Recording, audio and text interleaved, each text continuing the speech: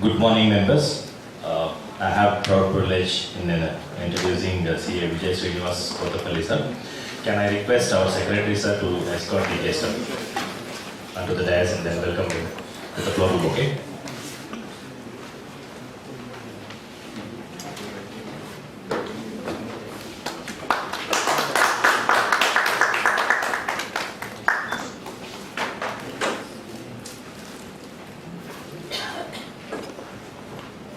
Thank you, Pramod. Thank you, sir. Vijay Srinivas is a postgraduate in commerce and a fellow chartered accountant based out of Hyderabad, practicing for more than 20 years. He is also a certified information systems auditor by ISACA, a certified fraud examiner by ACFE, and an insolvency professional by IBBI. He has completed advanced diploma in cybersecurity and data protection laws from prestigious NALSAR University, Hyderabad, with top grade. He has around 8 post-qualification certifications of ICAI, including anti-money laundering specialist, diploma in information systems audit, forensic audit, accounting and fraud detection, etc. He was a member of 2 expert groups for proposed syllabus in relation to technology and ethics, and is a continuing member of Hyderabad Group of Financial Reporting Review Group, found by FRRB of ICAI from 2000 to 2020 onwards. He was part of Hyderabad Group in reviewing various exposure drafts, including AQMM, recommendations of expert committee of company law, guidance note on bank audits, peer review manual, etc. His services are in the areas of information systems audit, advisory on cybersecurity, anti-bribery, anti-money laundering, data privacy and protection, along with forensic audit, fraud investigations, fraud and risk management services. He is also a public speaker on Excel and data analytics. With this brief introduction, I present before you Vijay Srinivas sir. Thank you.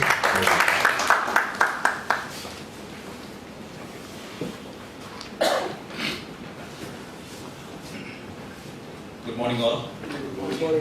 Thank you Bangalore branch of SARC of ICA for organizing this session, basically managing this session, and peer review board for organizing this session, which is very important, with special mention to committee of Bangalore branch, the kind of efforts they have put to have this kind of session, initially considering the updations what have occurred from 1st of October 2022. So before I proceed with the session, of course, I'll just display the disclaimer. While I display the disclaimer, I just to share with a couple of good news, because the rest of all going to be more of more scary kind of presentation what I'll be dealing with. So good news is we technical reviewers of peer review board are eligible to perform AQMM review also. So those are the that is being considered. So only those technical reviewers of peer review board are eligible to perform AQMM review also. And as of now, they haven't fixed any particular fee and all, but fortunately, down the line, probably they might come out with the guidelines of that also. And that is going to play a very important role in the peer review. Second thing is, this is the first step for any reviewer to get along or grow into various boards like FRRB or QRB. This is the first step where you enter as a peer reviewer. After a couple of performances, then there will be equal chance to get into the other boards as well, which is always a very good enriching kind of what you call boards, kind of quality what you get in terms of learning and training and everything. It's altogether a different level. So I'll just try to finish it at the earliest, and I'll try to keep it more interactive at the end, last 5-10 minutes. I'll also share a couple of ways I follow when it comes to sampling and all, so I'll share that so that we can make it more practical. So taking into the consideration the punchline of our president, audit is a serious business, which has been very hit punchline throughout any session. So I thought I'll add a little masala to that. And in my opinion, if audit is a serious business, then peer reviewers shall evaluate the quality of seriousness by evaluating through Annexure 1 and 2 of peer review, and quantity of seriousness through Annexure 3. Okay. Why quality? Because part A and part B speaks about the profile, the way you implement a test QC in your firms. So that's the reason you judge the quality of how serious you are in the business. And when it comes to quantity, AQMM purely deals in terms of numbers, like how much awareness your partners have, how much awareness your staff have. So it's purely that 600 points. So that's the reason I thought I'll put this little masala into that statement. So that's where I can easily connect with the seriousness of the peer reviewer when it comes to this particular statement. Now coming to the definition, this is from the peer review guidelines 2022. So we can just go through the important ones which I've underlined, where it speaks about the review of systems and procedures and determine whether the same have been put in place by the practicing unit for ensuring the quality of assurance service, including AQMM, audit quality maturity model. Okay, this is going to be very crucial. If you go through that annexure 3, you will get to have an idea about how important this particular annexure 3 is about. And of course, the same got to be consistently applied, and that's where your judgment comes into view, where you pick up those 3 different years and see how consistently they are applying those quality standards. Okay, so this is the importance of the particular peer review. Now coming to the, I've just tried to again bring out the main objective, which is of course based on the statement what we had earlier. Initially to comply with the technical, professional and ethical standards. And second thing, to have in place a proper system including documentation thereof, and to amply demonstrate. And this demonstrate is the term which you have to keep in mind for each and every point what they reply in Annexure B and Annexure C, or Annexure 3, sorry, Annexure 2 and Annexure 3, wherein you have to, wherever they say that they are complying with certain points, say monitoring or training, or they say yes, no, whatever, that is where you have to request them to demonstrate. And I also try to make those important 5 categories where you should be demanding a demonstration, where you should be okay with an yes or no kind of answer. That also I have put into the slide, which I will share shortly. And of course, peer review guidelines 2022 has probably all other different kind of statements what we had, the guidelines, advisory statement and all that. So they've compiled all that into one particular guidelines 2022. But if you go with the statement of peer review, which was passed by the council, under part 1, part 2, clause 1, it makes PU to be obligatory to comply with the provisions of this particular statement. So now as good as the guidelines what we have. So it becomes obligatory on the part of PU to comply with each and every clause of the guidelines. Now, what exactly we cover in the review? So these are the 6 different points which summarizes those things, and this particular slide I've tried to make in such a way that wherever required, I've linked up to various resources on the website where you can click on that directly downloads. And also I've tried to share a couple of annexures also in terms of each questionnaire when it comes to technical, like how AS questionnaire, how India's questionnaire has to be dealt with. That also I've made it part of that. And this will be shared with the peer review board, and they in turn will share with the branch. So you can wait for that. Now coming to, these are the various points we'll be covering in the review.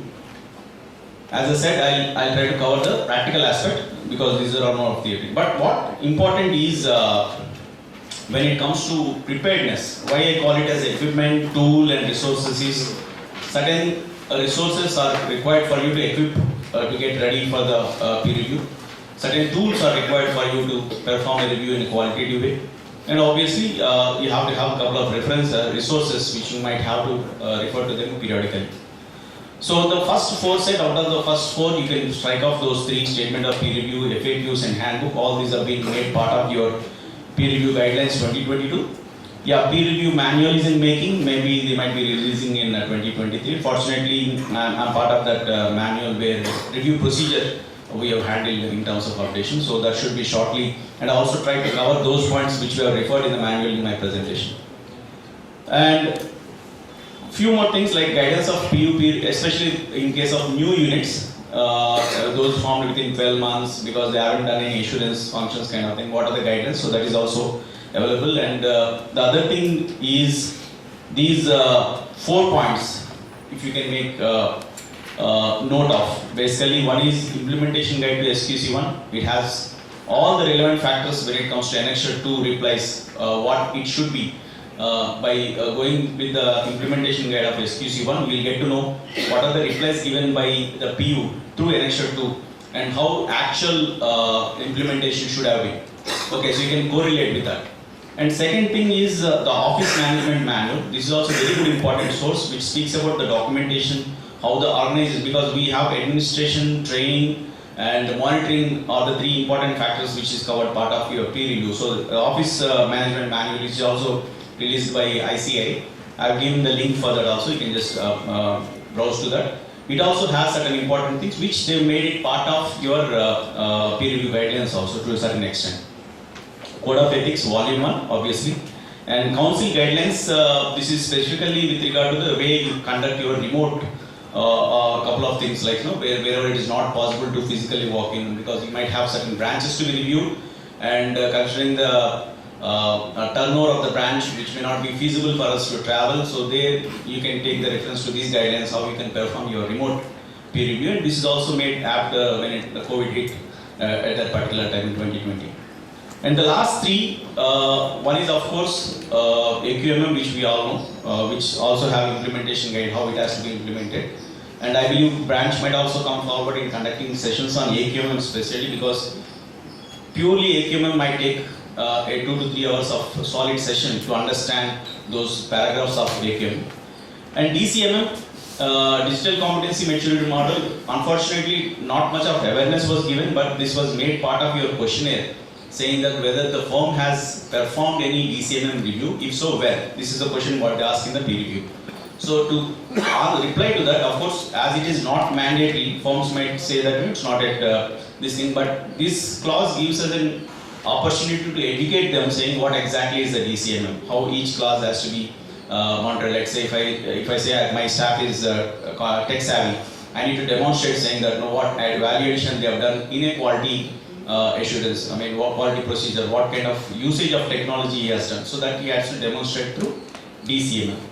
So this is with regard to the practice resources to PU, and equally are applicable for reviewer also. Those two additional what I have highlighted is guidelines for conducting the distance or remote, this I was mentioning about, and also in case of new units. And these are the various forms through which, if you see all those highlighted in red or brown color, are the ones which peer reviewer communicates. Those highlighted in blue are the one where PU communicates, and in black color is where extension of time, where both peer reviewer as well as the PU has to communicate to the board. So you have form 2, 3, 5, 6, and finally the final report, form 9, through which you have to, earlier what was there was a declaration form separately, there was a fee receipt form separately where you give a declaration saying that fee is received, all those things, and you have to give a declaration what kind of steps you have followed to pick up a sample. There was a separate letter also for that. So all these they have done away and have included as part of these particular forms. Now schedule, I don't touch upon this thing, but what is important is this 20 days schedule what we have, out of which of course 21 day, including if any explanation is required, that additional 1 day we can afford to, but otherwise 20 days is a strict guidelines. And going by this, you can see that we have only 6 days to perform a review. Within those 6 days, post we receive the completed questionnaire along with the forms, we will have only 46 days to perform a review, whether it is off-site or on-site. Because obviously by end of this, I have to come out with a preliminary report.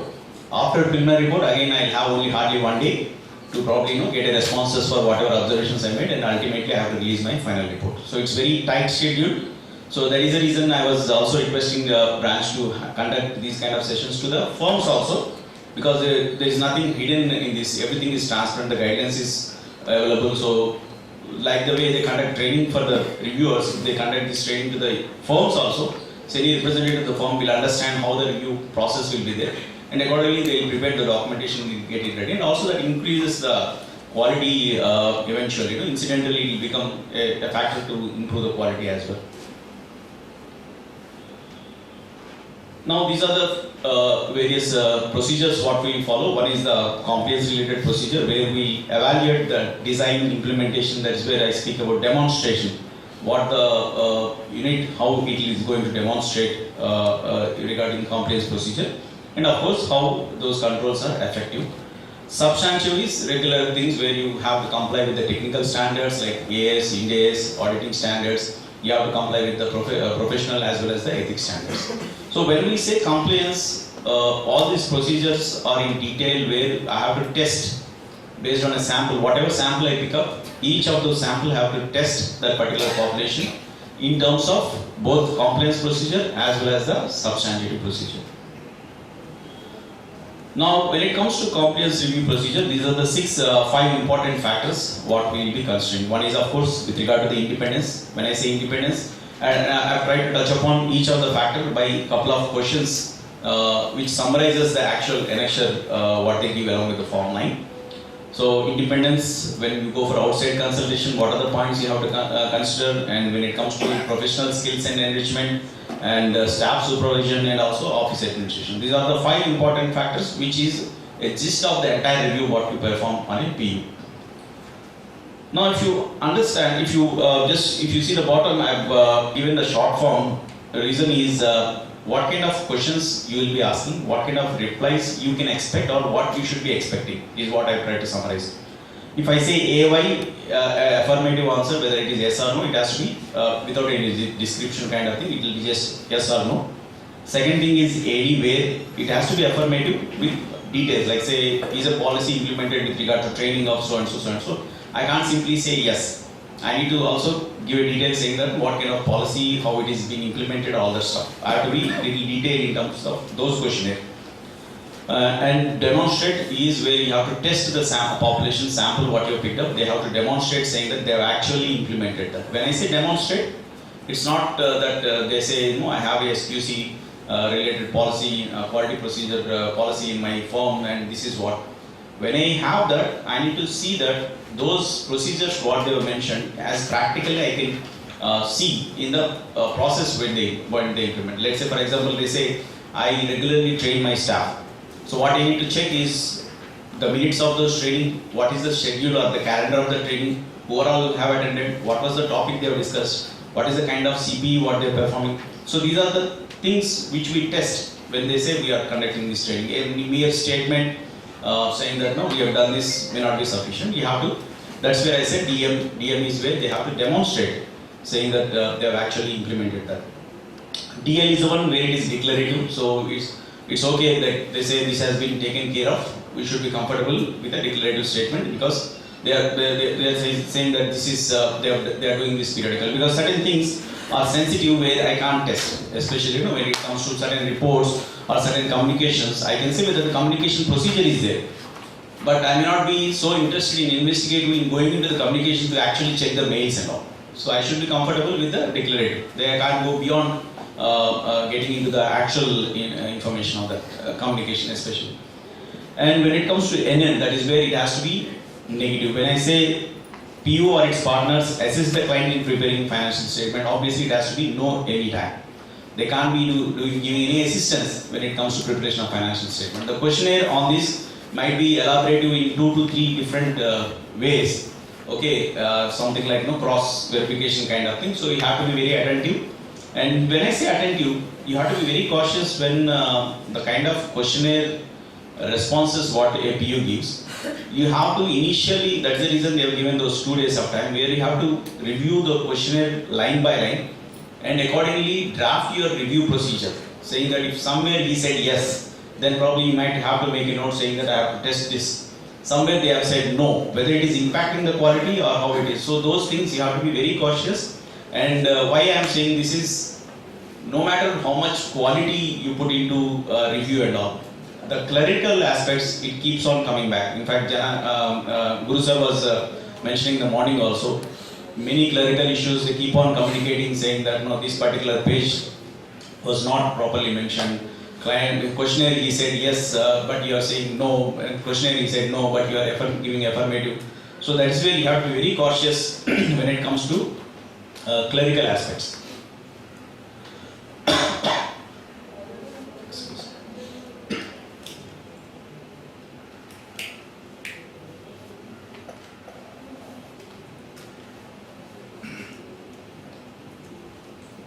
So again, the summary of questions when it comes to outside consultation, when you take an expert. As I said, AQMM, AQMM can be reviewed by other technical reviewer. He has given his satisfactory or whatever report. What actually we do in AQMM review is client will do a self-evaluation and he'll give his points based on his evaluation, and it sums up to the maximum whatever it is there, 25%, 25 to 50 based on that they have categorized. As a reviewer, you will again test that particular AQMM saying that it is actually that score. So there you have to go practically walk in and check those particular things and give your own score. So anywhere it is deviating. Of course, you will be giving as it is report as an AQM. So that report, as a peer reviewer, I might consider that is an expert report when it comes to AQM. So I don't need to again go through the entire evaluation of AQM. Okay, so that is where you might have to consult with an external whoever is given, or even otherwise different assignments where you might depend on an external report. So how it has to be again affirmative with the details. When I say AD, it is not just I have to say yes or no. If I say yes, I have to give a detailed explanation for that. And to an extent, what happened is certain scenarios, what we have faced is even for a question where the reply should have been yes or no simply, still the board might come back saying that they need an explanation for that. On what basis you have arrived at this? So you have to be always prepared, not only with yes or no, you better have a justification why you are considered to be yes.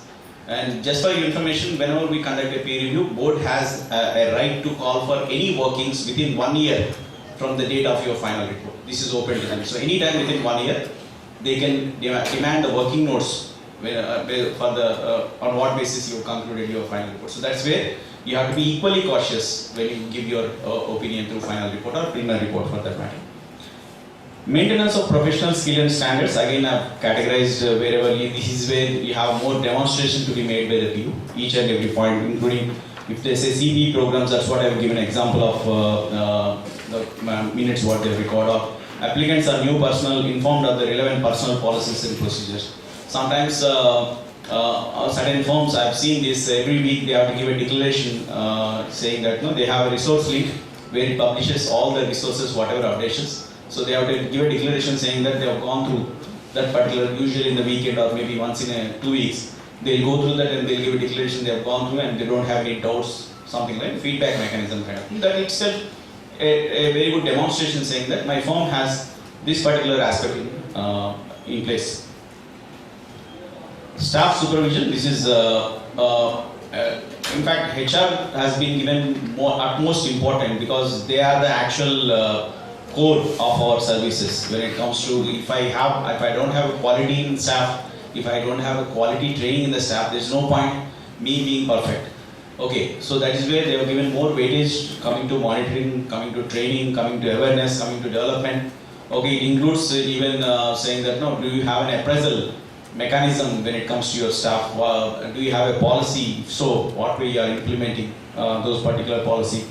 Okay, so this I'll read, probably you can just go through once you get this thing.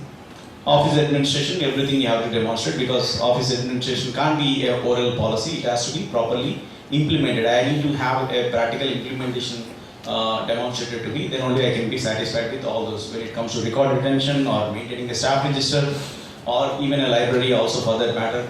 Probably I might sample saying that what kind of investment you have done in the books and periodicals during the last year.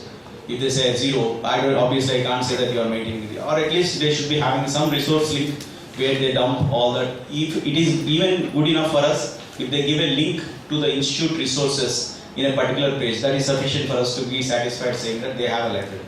Okay, it's only that there should be something in place to say that they are implementing that. Okay.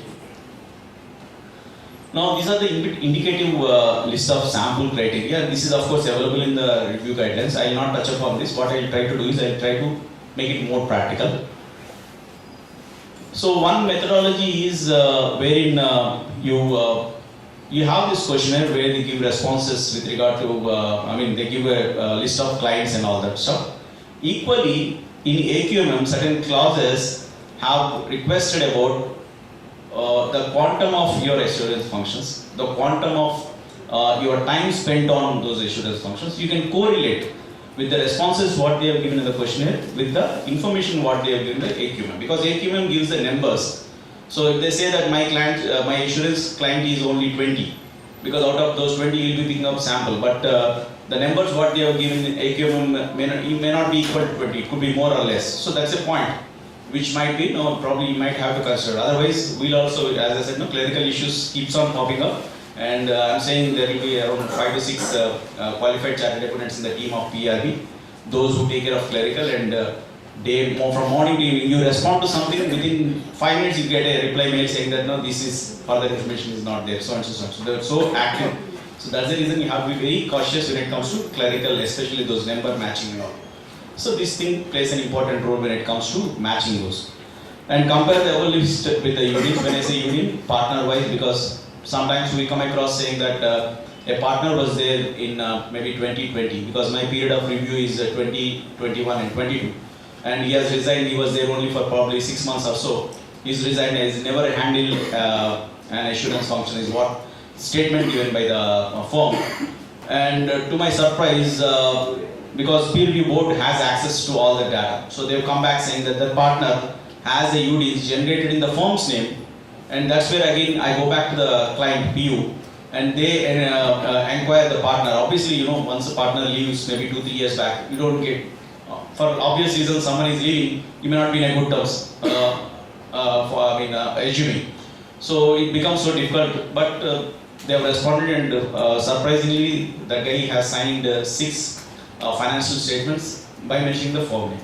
So this is a surprise again. What due diligence we perform is probably we'll have a declaration, we might demand declaration from firm saying that whenever a partner is leaving, you take a declaration from the firm partner saying that these are the UDs what I've generated during my term, and also if required, let him generate a UD and share it with the particular. So when he's resigning, usually there is a policy of retention and resignation also, so termination and resignation also. So if a firm having that policy, I can make part of that saying that whenever a partner is leaving, let him download the UDs till that time and attest it, give a declaration kind of thing. That should be sufficient for me. If something is not there in place, then that's where we might have these kind of practical issues. And of course, we compare it with the GST returns, because that's where you have various billing. Usually, you might see the P&L reflecting some 1.5 crore to 2 crores of receipts. But assurance, they say we have only 30 lakhs. So they might say that assurance is only 30 lakhs, but again, you generate a UD and try to map that with the GST invoices. GST invoices, SSC code says any other services, that's fine. But if it says audit related so and so, so and so, I might have to match that with the number of this thing. So that is important, because everything falls in our, we have all the information at our desk. It's only that the way you start examining those or try to cross-examine those kind of things.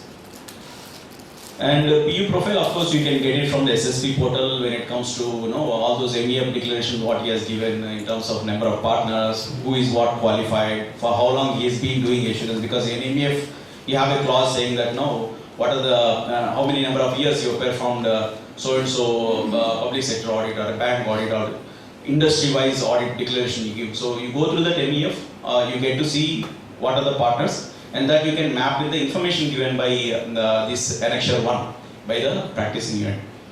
And when it comes to fees, yes, you have to have the details of fees. They give the list of assurance clients, but unfortunately in the questionnaire, that is part 1, they have mentioned only the borrowings, the net worth, the share capital, also those things. So we have requested peer review board to include a column for fee also, because we are not mentioning, this is limited to the information between the institute. It's not doing anything outside. Of course, you might say you have a confidentiality declaration signed with the client and all that stuff, but we have to have this because we have to comment on the concentration file where it is more than 15%. That is one aspect. Second thing is, recent I have received one query with regard to one of the review saying that this guy has charged maybe somewhere around 40,000 for the tax audit. But the you might know that cities are categorized as A, B, C. Okay, but cities like Hyderabad, Bangalore and all, they fall into A, and the minimum fee what they have mentioned is 50,000. So the question they have asked is, because he has charged 10,000 less, has it compromised the quality? So I have to respond back saying I have to assure saying that the kind quality is not compromised because of charging less. So instead of having those unnecessary communications, you initially check that if any fee is charged less, maybe get a declaration or test that particular sample at least, make it part of your sample to check if any of those documentation procedure or quality procedure is followed or not. It is equally safe. See, there is no difference between a small file and big file, or small firm, big firm when it comes to audit quality. Whether one file or 1,000 files, the quality has to be same because it has to go with the process. That's the reason Institute has suggested that minimum fee considering all those pain points what we get when it comes to documentation. So that as wherever they have charged less, probably it's practical for you to take a declaration first, saying that it has not compromised. You yourself test that will be a safer way to have working papers in your file. And before I go to this illustrative checklist, I'll share one of my file so that see, this is how we communicate when it comes to what A1, A2 is. I have the list of all those clients. Unfortunately, line names are displayed. So I might have a list of clients based on the category listed, Ind AS company, above 500 crores or above 250 crores borrowing, so and so, so and so. That's where we have categories of A, B, C, D up to K in our annexure. So I'll get the list of those, classify as A, whatever falling into A, A1, A2, A3, whatever falling into C, so and so, so and so. And accordingly, out of my sample, I might prepare an annexure where I give a drop down, a simple tool where you say that whether it is there or no, or pending. When it is pending, that's where you give a preliminary report saying that no, these are the things pending, and you give 1 day time to get it ready. If it is not provided, then depending on the materiality, you might qualify the report. But otherwise, instead of they responding in their own way, you structure your questionnaire where you differentiate between the current file and permanent file and the current file. Pose those questions, what is required for you to give an assurance when it comes to quality. Then let him fill it. So that way you are forcing him to come out with affirmative answer, whether it is yes, no, or pending. Not applicable, obviously you will take a call whether maybe certain company Ind AS may not be applicable or AS may not be applicable. Accordingly you can take a call. So this is one file what you can use. Second thing is just to give a gist of samples. So this is one of the unit which I have reviewed. So sampling on various criteria what you can follow. So initially you will categorize based on what basis you have sampled it, that is where your basis of selection. And this also, as I said, you have to demonstrate to the peer review board what is the basis of your sampling, and that is part of your form where you give the information basis of your sampling. Type of engagement, whether it is CAG, as Guru sir was mentioning, make it mandate to have CAG also part of your sample. Now, once we have that, I create a pivot out of it saying my sample, one is based on a category, what is the number of sample total, what is the sample I've done, and if the population is not satisfactory, I mean the testing hasn't revealed better results, probably I will go beyond, add on certain sampling also, just because ultimately you can't just, based on the sample you can't give a qualified report, so you have to test again. Okay, that's where you can probably both can request additional time because you need little more time to test the additional sample. So that's the purpose what you can use that particular form. And based on engagement, based on partner, based on location, and based on the ES. Okay, this is only suggestive. It's not that you can have your own various ways, but try to formulate something which is best suits whether small firm or big firm. So that is where you get comfort because you also feel confident saying that you have picked up a right population while giving your opinion. Okay. So coming back to the presentation, this is an illustrative checklist which is again given by Institute only.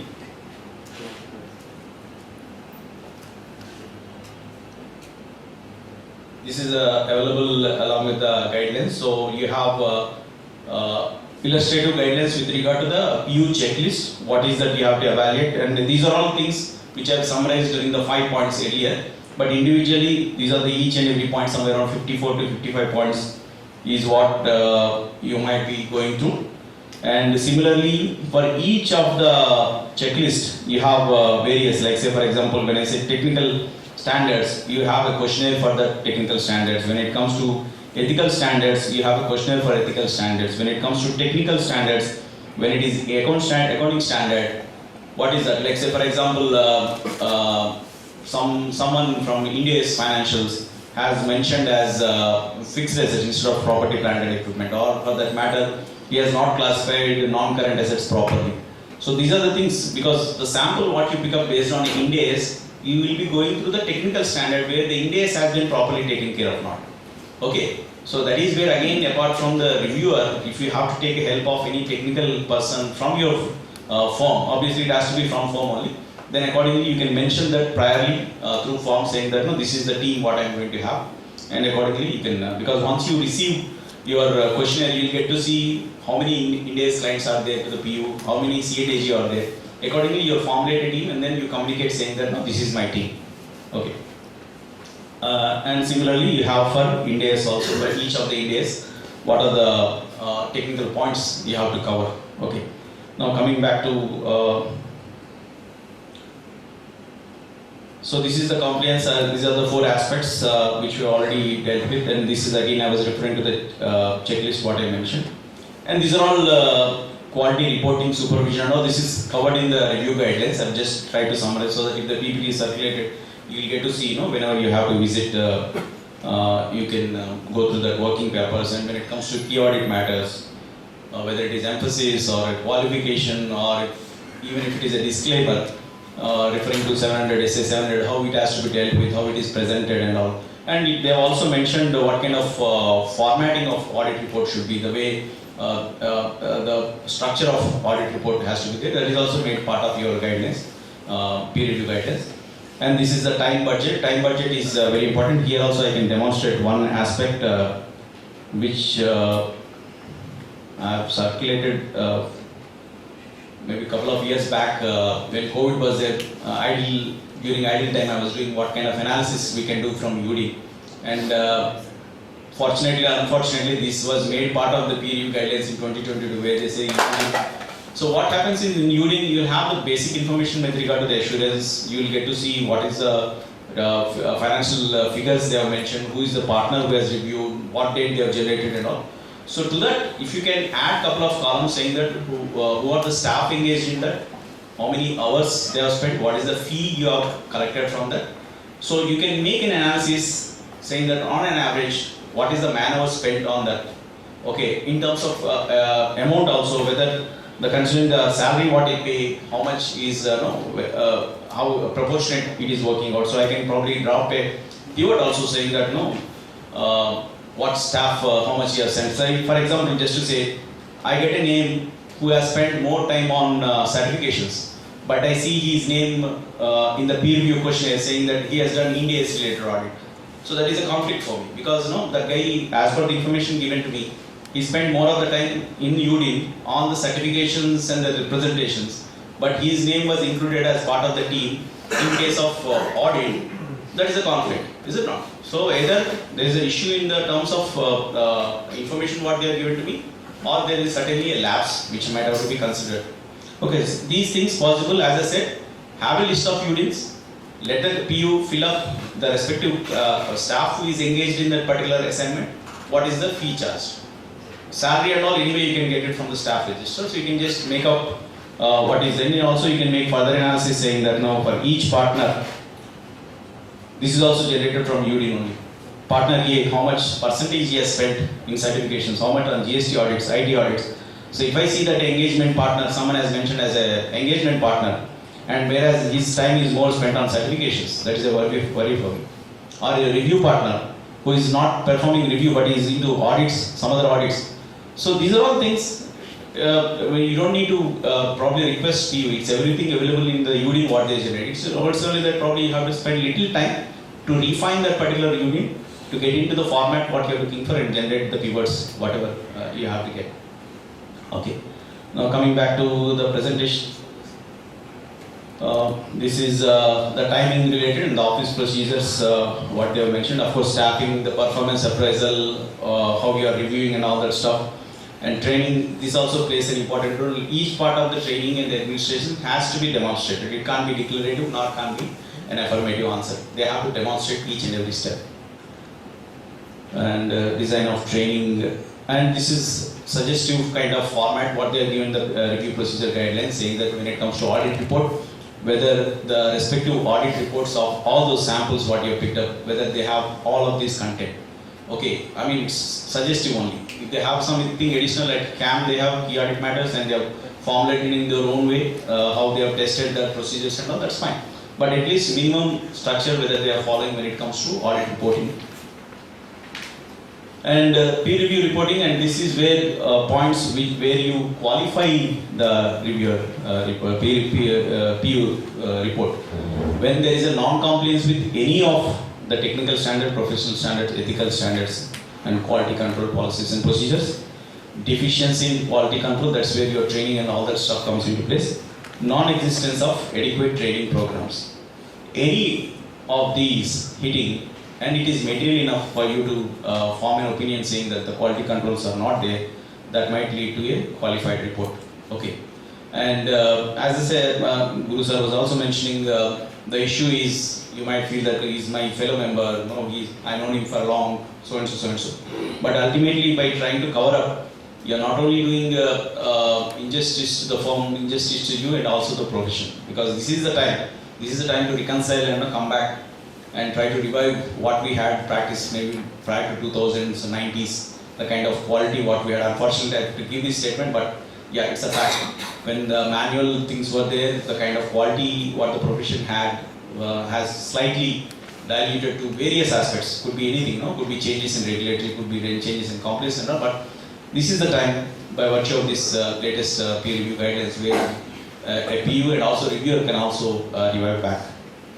And when it comes to peer review report, this is the content what they will be covering, where they have to mention the scope of the work, limitation, procedure of quality, responsibility. These are all the things which will be forming part of your Form 9, that is the final report. And just to put it in a lighter way, this was the design what they have used in peer review manual. Together we can grow. By nurturing professionals, we are nurturing profession. I try to make it little slightly different, whether it should be the P20 2023.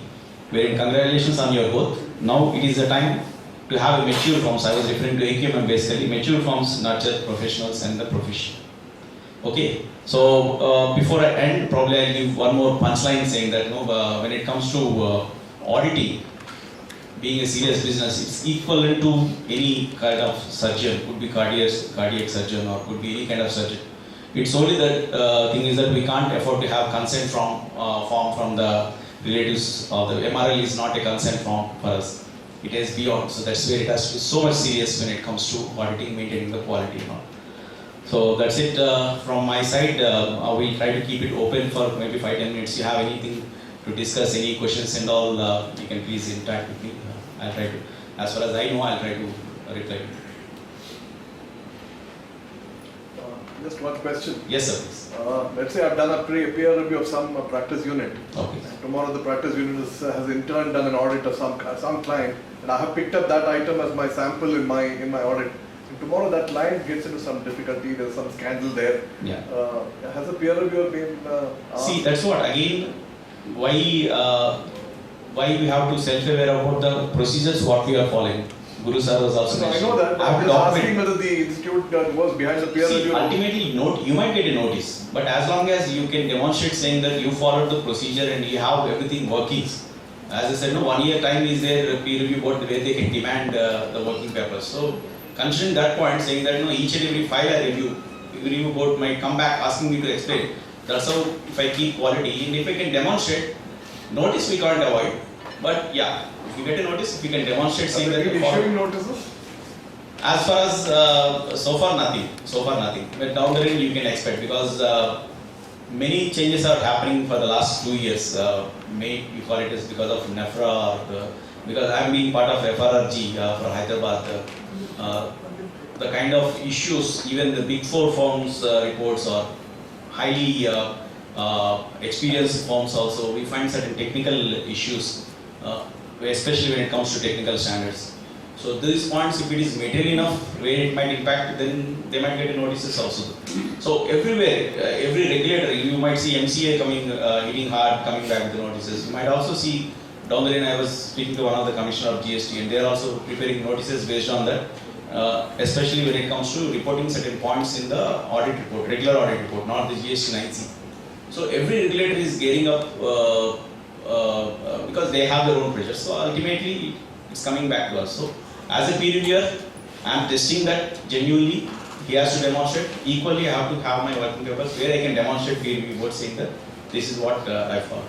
So documentation is very important for us. Obviously, you can't carry the working papers of client, but you have your own working papers on what basis you have arrived at that particular sample. That is very much important.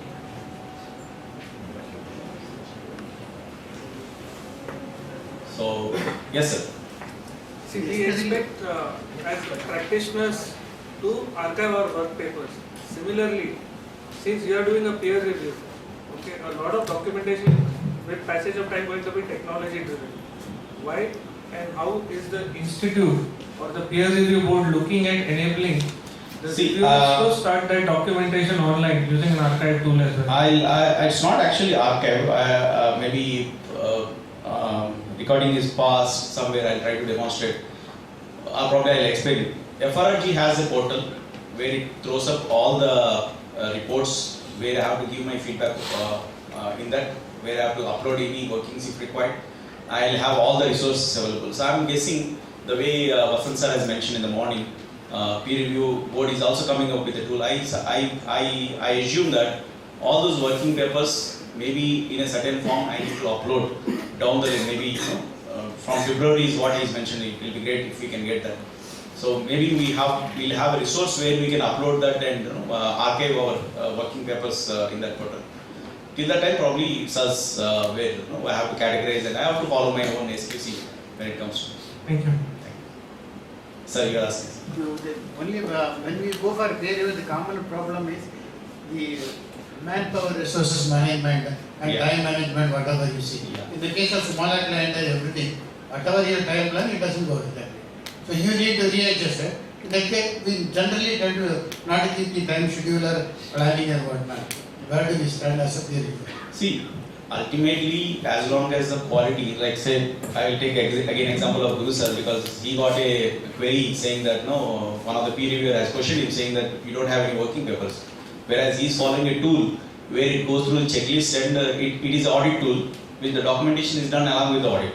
So that's the scenario now where we have various kind of audit tools for years. And so it does. If I'm finding something like those gaps, I need to test whether that is impacting the quality. Ultimately, that's yes, it is impacting the quality. Then I have to be harsh in this. I can't keep maybe silent saying that no, everything is fine and I can't reply that way. So maybe we can request board to give an extended time and meanwhile he sets up the things properly and with this request saying that no, we are trying to set these things properly and he comes back. Otherwise also you qualify. Usually what peer review board does is it may not issue for 3 years. It might give for 1 year certificate, give a time for 1 year saying that no, next year again review will be conducted. You prove yourself. You put the things in place during this 1 year and again once you review, they might get the extended certificate. So ultimately, very few cases might hit upon DC where nothing is there. I'm left and right, I'm signing without any staff, without any document. Yes, definitely that's the case for professional negligence. But as long as you are expressing yourself clearly, these are what you observed, and this is where you might feel that quality is this thing. It's up to the PU to represent before board and probably take a time extension of time. Ultimately, you have to mention the fact as is. You can't polish. They're just like car. You can't. It has to be clear. You can't use a polished terms in mock error kind of thing. Yes. Yes, sir. Again, this is more of a suggestion. Yes. See, we are increasingly technology driven. Google touches us every day, tracks where I have been, what I have done. Similarly, as members, everybody will know what trainings I have attended. I think it is time that the institute also develops a log and hosts it centrally so that this kind of verification, interaction becomes less. It is automated, there is no intervention and it is simply available with everyone to see what and how the training and attendance is. I think it becomes a lot more easier. In fact, to be honest, to a certain extent, they have tried to implement through DCM. It's only that, see, I can't force directly on forms saying that no, I have to think as much I think about Bangalore, I need to think about somewhere, Hubli or somewhere far away places also. I mean, No, my suggestion is in a different Yeah, direction. have a The centralized peer one. review board can itself enable an automation of database saying these are the members and these members are actually practitioners who would be, within the realm of being covered under the review process. So the practitioners, their attendance and all of it is available. Then they just need to match the database and say they are done. So you really don't need to spend any time on those things. Yeah. In fact, they sample QRB based on that only, though they don't reveal. QRB is basically, if they find something wherein they feel that there is a gap between the person who is spending time and the kind of units he is generating. So that's where they sample Zomato saying that these files will review. It's happening. It's only that maybe it will be too harsh to make it so stringent initially. I mean, if you see the changes what we see from peer review prior to 2020, from 2020 to 2022, and then the kind of changes. So it's going stepwise, and probably down the line you might see those kind of things also. It is high time that it has to be said that way. That's the only way we can save our profit. So, thank you very much for your patient listening, and I once again thank Bangalore branch for giving me this opportunity, and thank you very much for your patient listening. Thank you all.